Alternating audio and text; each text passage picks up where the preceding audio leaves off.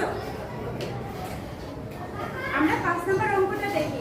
ওকে, অঙ্কটা একটু পড়ি। দুটি সংখ্যার বিয়োগফল 87। দুইটা সংখ্যা বিয়োগ করলে আমরা কি পাই? 87 পেয়েছি। এখন দুইটা সংখ্যা হচ্ছে, একটা সংখ্যা হচ্ছে বড় সংখ্যাটি 369, তাহলে ছোট সংখ্যাটি কত?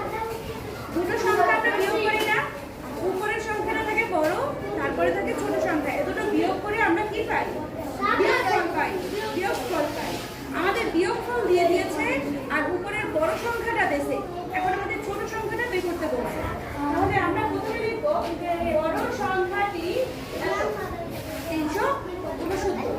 এরপরে দুটো সংখ্যার বিয়োগফল মানে কি? আমরা ওই যে দুটো সংখ্যা বিয়োগ করার পর যেটা পাইছি না, সেটা লিখেছি। এটা থেকে এটা বিয়োগ করলে আমরা যে সংখ্যাটা পাবো এটাই হচ্ছে ছোট সংখ্যা। বুঝেছো? ছোট সংখ্যাটি কিভাবে পেলাম? বড় সংখ্যাটিকে বিয়োগফল দিয়ে বিয়োগ করে আমরা ছোট সংখ্যাটি পেয়ে গেলাম। ওকে, উত্তর ছোট সংখ্যাটি 282। এটা বোঝা গেল?